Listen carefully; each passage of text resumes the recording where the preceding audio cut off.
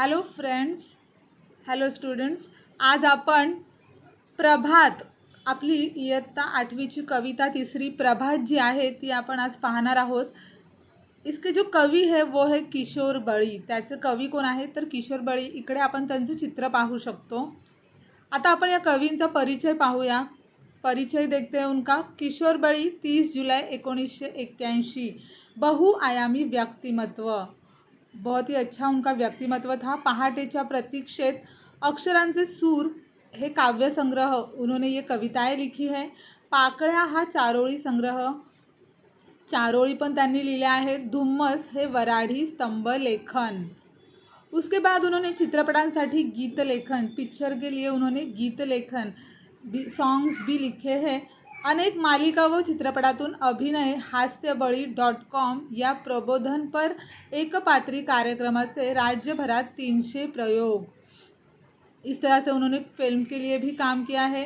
कवींना मिळालेले पुरस्कार, उनको अब जो बक्षीस अवार्ड्स मिले हैं वो देखते हैं. तुका म्हणे काव्य पुरस्कार, स्वर्गीय यशवंतराव दाते संस्थेचा विनोदी लेखन पुरस्कार, राष्ट्रसेवा दलाचा समाज शिक्षक पुरस्कार, हे त्यांना मिळालेले काय आहेत पुरस्कार. इथे आपण यहाँ पर हम लोग एक पिक्चर देख सकते हैं. इसमें क्या दिख रहा है हमें तो एक प्रभात. प्रभात म्हणजे हे एक सुंदर सकाळचे दृश्य चित्र आपल्याला या इथे चित्रामध्ये पाहायला मिळत आहे. आता आपण कविता वाचन करूया. हे ज्ञानाचे तेज पसरले नव्या युगाच्या नभात, कला गुणांच्या क्षितिजावरती ही प्रतिभेची प्रभात. भव्य पटांगण बाग मनोहर, फुला पाखरांचे जग सुंदर, आपुलकीचा सुवास पसरे मनामनातून इथे निरंतर. गुरुजनांची अमूल्य शिकवण या स्पर्धेच्या युगात, कला गुणांच्या क्षितिजावरती ही प्रतिभेची प्रभात. पायाभरणी अस्तित्वाची प्रयोगशाळा व्यक्तित्वाची, तन सदृढ मन विशाल होई इथे रुजवणूक त्या तत्वांची. विचारधारा तीच वाहते नसानसात रगारगात, कला गुणांच्या क्षितिजावरती ही प्रतिभेची प्रभात. नवीन स्वप्ने नवीन आशा ही प्रगतीची नवपरिभाषा, परिश्रमाने अभ्यासाने उन्नत बनवू आपुल्या देशा. मिटवून सारे भेद चला रे मानवतेच्या युगात, कला गुणांच्या क्षितिजावरती ही प्रतिभेची प्रभात. कला गुणांच्या क्षितिजावरती ही प्रतिभेची प्रभात. अशा प्रकारे आपण आता हे कविता वाचन केलेलं आहे. आता आपण पाहूया पहिले जे अंतर आहे की हे ज्ञानाचे तेज पसरले नव्या युगाच्या नभात, कला गुणांच्या क्षितिजावरती ही प्रतिभेची प्रभात. या कवितेतून कवी किशोर बळी यांनी तरुण पिढीला, विद्यार्थ्यांना म्हणजेच तुम्हा विद्यार्थ्यांना उद्देशून एक खूपच छान संदेश देण्याचा प्रयत्न केला है. उन्होंने आप विद्यार्थियों को एक सुंदर, बहुत ही खूबसूरत मैसेज इस कविता के माध्यम से दिया है. की क्या है वो मैसेज तो आज जे तंत्रज्ञान आणि विज्ञान यांचा झपाट्याने जो प्रसार झाला आहे आणि त्यामुळे नव्या पिढीला ही जी ज्ञानाची अनेक दरवाजे दालनं जी खुली झाली आहेत, मतलब जो आजकल जो तंत्रज्ञान और विज्ञान का जो प्रसार हुआ है, मतलब अभी जो टेक्नोलॉजी और साइंस का जो क्या हुआ है फैलाव हुआ है, और उस वजह से ये जो हमारी नई जो पीढ़ी है, न्यू जनरेशन है, उनको क्या हुआ है ज्ञानाची अनेक ज्ञान लेने के लिए अनेक जो क्या बोलते, दालन मतलब दरवाजे खुले हुए हैं आणि या ज्ञानाचा आणि विद्येचा प्रकाश संपूर्ण नभामध्ये पसरलेला आपल्याला दिसतोय। और इसी वजह से ये जो ज्ञान है, ये जो विद्येचा जो प्रकाश आहे हा आपल्याला कुठे संपूर्ण आकाशामध्ये पसरलेला दिसतोय। पूरे आकाश में फैला हुआ हमें दिख रहा है, ऐसे कवि हमें यहाँ पे बता रहे हैं। तुमच्यामधील और इसीलिए तुमच्यामधील जे सुप्त गुण आहेत, जे कला गुण आहेत, त्यांना ही विकसित करणारी सकाळ म्हणजेच ही प्रभात उगवलेली आहे। और इस ऐसे जो हमारे में जो कला गुण है, जो छुपे हुए गुण है, सुप्त गुण, उनको विकसित करने के लिए ये जो प्रभात है ये क्या हुई है, उगवलेली आहे। त्याचबरोबर या कलागुणांना विकसित करण्याची जी संधी जी आहे ती तुमच्याकडे आता काय आली आहे, चालून आली आहे। आणि म्हणून तुम्ही या संधीचं सोनं करा। मतलब हमें हमारे कलागुण विकसित करने की संधि का मौका मिला है, कलागुण विकसित करने का मौका मिला है और इसे हमें क्या करना है, त्या संधीचं आपल्याला सोनं करायचं आहे।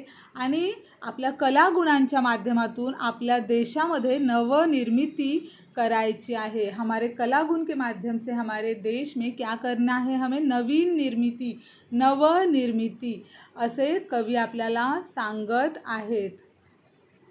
आता आपण नेक्स्ट पॅरा बघूया।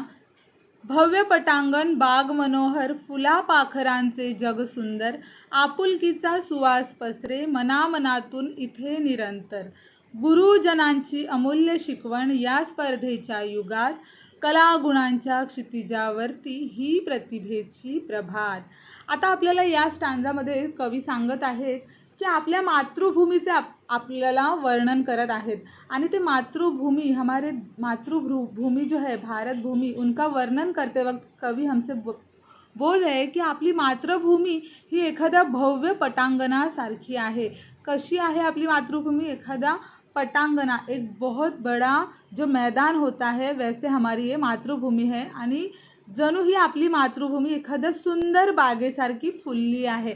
और ये जो मातृभूमि है ये एक जैसे बागों में बहुत फूल खिलते उस तरह एखादी सुंदर बागेसारखी ती फुलली आहे। ज्याप्रमाणे एखाद्या बागेमध्ये विविध रंगाची फुलं फुललेली असतात, अनेक फुलपाखरे या फुलांवर बागडत असतात, त्याप्रमाणेच या नव्या पिढीतील ही तुम्ही जी मुलं आहात ती या फुलपाखरांप्रमाणे या मातृभूमीवर काय करत आहेत, बागडत आहेत। मतलब कवि हमें बोल रहे हैं कि हमारी मातृभूमि क्या है, एक सुंदर बाग है और आप जो बच्चे हो वो फूलों के जैसे, फूल पाखरू के जैसे क्या कर रहे हो, इस मातृभूमि में क्या कर रहे हो, बागड़त आहात, घूम रहे हो। आगे हम देखेंगे आज माणसांमध्ये, मतलब कवी बता रहे कि आज माणसामध्ये काय आहे, आपुलकी, प्रेम आहे, प्रेम भावना आहे, आपल्याला हे दिसून येतं माणसांमध्ये आणि एकोपाही दिसून येतो। त्यामुळे आपल्या मातृभूमीत प्रेमाचा आणि स्नेहाचा सुगंध पसरलेला आहे। और इसीलिए मतलब सब जगह पे क्या है, हमारी मातृभूमि में प्रेम है, एकोपा आहे आणि म्हणूनच तिकडे सुगंध, प्रेमाचा स्नेहाचा सुगंध पसरलेला आपल्याला दिसतो। इतकेच नव्हे तर आजचे हे जे युग आहे हे कसं आहे, स्पर्धेचं। आज का जो युग है वो कैसा है, स्पर्धेचं, म्हणजे कॉम्पिटिटिव्ह। या स्पर्धेच्या युगामध्ये तुम्हाला लाभलेले जे तुमचे गुरुजन आहेत, और इसीलिए आज के इस कॉम्पिटिटिव्ह युग में हमारे जो गुरुजन है ते आपल्याला काय करत आहेत, नेहमीच त्यांची अमूल्य शिकवण आपल्याला ते देत आहेत। अमूल्य म्हणजे ज्याचे काहीही मूल्य नाही, खूपच ती मौल्यवान शिकवण, बहुत ही मौल्यवान पढ़ाई हमारे गुरुजन हम तक पहुंचा रहे हैं। आणि त्यांच्याकडून मिळालेल्या या शिकवणीचा स्वतःच्या देशाच्या विकासासाठी योग्य तो वापर आपल्याला करायचा आहे। म्हणजे उनसे हमारे जो गुरुजन है, उनसे जो हमने जो पढ़ाई की है उसका हमें देश की प्रगति के लिए क्या करना है, योग्य वापर, देश की प्रगति के बारे में सोचना है आणि या कलागुणांची प्रभात आणि आपल्यातील कलागुणांची प्रभात उगवायची आहे आणि यांचा वापर करून मिळालेली जी आपल्याला जी योग्य संधी आहे तिचा उपयोग आपल्याला करून घ्यायचा आहे आणि आपल्याला या देशाचे भवितव्य उज्जवल करायचे आहे। हमारे देश का भवितव्य हमें उज्जवल करना है। हमारी जो पास मौका आया है, जो संधि आई है, उसका हमें फ़ायदा करना है। नेक्स्ट पैरा हम लोग देख सकते हैं, पायाभरणी अस्तित्वाची प्रयोगशाळा व्यक्तित्वाची, तन सुदृढ मन विशाल होई, इथे रुजवणूक त्या तत्वांची, विचारधारा तीच वाहते नसानसात रगारगात, कलागुणांच्या क्षितिजावरती ही प्रतिभेची प्रभात। आता अब हम आगे देख सकते हैं कि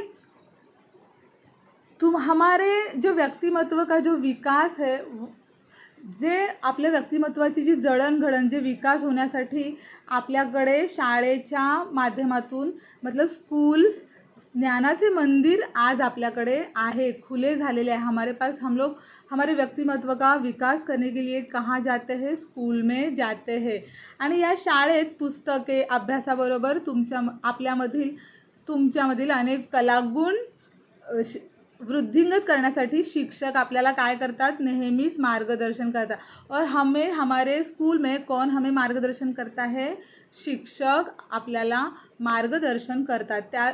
आणि त्याचबरोबर आपले शारीरिक मानसिक बळ वाढवण्याचेही काम शाळा करते। हमारा जो मानसिक और शारीरिक जो बळ है ते पण वाढवण्याचे कार्य आपल्याला शाळाच करते आणि त्यामुळे आपले शरीर कसं राहतं, निरोगी बनतं। शरीर सुदृढ झाल्यामुळे मनही आपलं कसं झालं आहे, विशाल आणि त्याचबरोबर शाळेत चांगल्या मूल्यांची रुजवण ही आपल्यामध्ये केली जाते। अशी अमूल्य विचारधारा आपल्या नसानसात रक्तासारखी वाहत आहे आणि शाळेमध्ये जे आपल्याला अमूल्य विचार शिकवलेले आहेत त्या विचारांची अमूल्य विचारधारा आपल्या नसानसामध्ये आणि रक्तात वाहत आहे आणि या कलागुणांना विकसित करण्याची ही जी सुंदर सकाळ आपल्या आयुष्यात आता उगवली आहे, तेव्हा तुम्ही या संधीचा वापर करून घ्या। मतलब हमारे जो कलागुण हैं उनको विकसित करने का हमें जो चांस मिला है, प्लीज़ तुम उनको क्या करो, उस संधि को यूज करो। अब हम नेक्स्ट पैरा देख सकते हैं, नवीन स्वप्ने नवीन आशा ही प्रगतीची नवपरिभाषा, परिश्रमाने अभ्यासाने उन्नत बनवू आपुल्या देशा, मिटवून सारे भेद चला रे मानवतेच्या युगात, कलागुणांच्या क्षितिजावरती ही प्रतिभेची प्रभात। अब हम देख सकते हैं कि या ओळीतून कवी असं आपल्याला सांगण्याचा प्रयत्न करत आहेत की आजची ही जी तुमची नवीन पिढी आहे, जो हमारी ये जो नई पीढ़ी है, वो अपने सपने साकार करने के पीछे है ना। हमारे बहुत से सपने होते हैं, आपली खूप स्वप्न असतात आणि ती आपण पूर्ण करण्यासाठी सतत आपण काय करत असतो, धडपड। मतलब हम लोग उसके लिए प्रयत्न करते हैं स्वप्न पूरा करने के लिए, कारण काहीतरी वेगळं करण्याची इच्छा आणि आकांक्षा आपल्या मनामध्ये आहे, क्योंकि हमें क्या करना है, कुछ तो अलग करना है, कुछ अलग हमें करना है और इसीलिए हम अलग अच्छे अच्छे स्वप्न देखते हैं और वो पूरा करने के लिए हम क्या कर रहे हैं, धडपड। परंतु ही स्वप्न जर सत्यात उतरवायची असेल तर त्यासाठी काय आहे, त्यासाठी कसली गरज आहे, तर कठोर परिश्रम। लेकिन अगर ये सपने जो है ये अगर हमें सच करने तो उसके लिए हमें क्या करना है, कठोर परिश्रम, कठोर मेहनत, मोठ्या प्रमाणात आपल्याला खूप चांगला अभ्यास करावा लागेल आणि हेच आपल्याला इथे कवी सांगण्याचा प्रयत्न करतायत की जे आज ज्ञान तुम्ही आत्मसात केला आहे, जो हमारे पास जो ज्ञान है, त्या ज्ञानाचा प्रत्येकाने कठोर परिश्रमाने उपयोग केला पाहिजे आणि नवीन आशा बाळगून या ज्ञानाचा वापर आपली स्वप्न पूर्ण करण्यासाठी आपण केला पाहिजे। इस ज्ञान का हमारे पास जो ज्ञान है उसका यूज़ हम लोग हमारे स्वप्न पूर्ण करने के लिए करना चाहिए। और प्रगतीची आज ही नवीन व्याख्या नव्या पिढीने काय केली आहे, आपल्या मनामध्ये दृढ केली आहे आणि तेव्हा आपल्याला अपार कष्ट करून अभ्यास करून आपण आपल्या देशाला काय केलं पाहिजे, प्रगतिशील, म्हणजे आपल्याला खूप अभ्यास, बहुत पढ़ाई करनी है और हमारे देश को हमें क्या करना है, आगे लेके जाना है। और उसके लिए क्या चाहिए, तर उसके लिए और एक चीज़ की ज़रूरत है, त्यासाठी आणखी एका गोष्टीची गरज आहे, सर्व धर्म समभाव। मतलब हमें कोई भी सर्व धर्म समभाव मीन्स हमें कोई भी जाती भेद करना नहीं है। आजही आपल्या देशामध्ये मोठ्या प्रमाणावर भेदभाव दिसून येतो, बरोबर ना। मतलब हम आज भी हमारे देश में बहुत सा भेदभाव होता है और इसलिए हमें वो सब छोड़ के सर्व धर्म समभाव, ये जो भावना है ये हमारे मन में रखनी चाहिए, तो ही सही खऱ्या अर्थाने आपला देश प्रगतिशील देश म्हटला जाईल। अगर हम सब लोग एक हो जाएंगे, सर्व धर्म भाव आएगा हमारे में, तो ही हमारा जो देश है वो प्रगती करेगा आणि आपण सर्वांनीच हा भेदभाव विसरून माणुसकीचं हे एक नवं युग निर्माण करूया। आणि म्हणूनच कवी सांगतात की हमें सभी को ये जो भेदभाव है ये भूल के माणुसकीचं एक नवीन युग, खाली मानवता का ही एक युग हमें निर्माण करना है। आपल्यातील सुप्त गुणांच्या महतीने देशाची प्रगती आपण करूया, मतलब हमारे में जो गुण है उससे ही हम लोग अपने देश की प्रगति कर सकते हैं। थोडक्यात आता आपल्याला कवितेच्या थोडक्यात आपल्याला काही मूल्य शिकायला मिळालेली आहेत आणि ती मूल्यच आपण आता पाहणार आहोत। पहिला आहे, फर्स्ट जो मूल्य है वो है भारतीय नागरिक या नात्याने देशाची प्रगति करा। मतलब हमारे देश की हमें प्रगति करनी है, क्यों, क्योंकि हम लोग भारत के नागरिक है। सेकंड है, तंत्रज्ञानाचा वापर करून तुमच्यातील कलागुणांना विकसित करा। जो टेक्नोलॉजी है उसका यूज़ करो और हमारे में जो सुप्त गुण है उसको क्या करो, विकसित। थर्ड है, गुरुजनांचा आदर करा। जो हमारे जो गुरुजन हैं उनका क्या करो, रिस्पेक्ट, आदर। फोर्थ, आपल्या देशाबद्दल अभिमान बाळगा। हमारे देश के प्रति हमें हमेशा अभिमान होना चाहिए। फिफ्थ है, सर्वांशी प्रेमाने, मायेने, आपुलकीने वागा। सबके साथ प्रेम से और अच्छे से बर्ताव करना चाहिए। सिक्स्थ है, सर्व धर्म समभाव ही भावना रुजवा और सारे धर्म एक होने चाहिए। सेवंथ है, थोर पुरुषांच्या तत्वांचे पालन करा। जो बड़े जो लोग हैं, बुजुर्ग हैं, उनका सुनो, उनके जो तत्व है उसका पालन करो।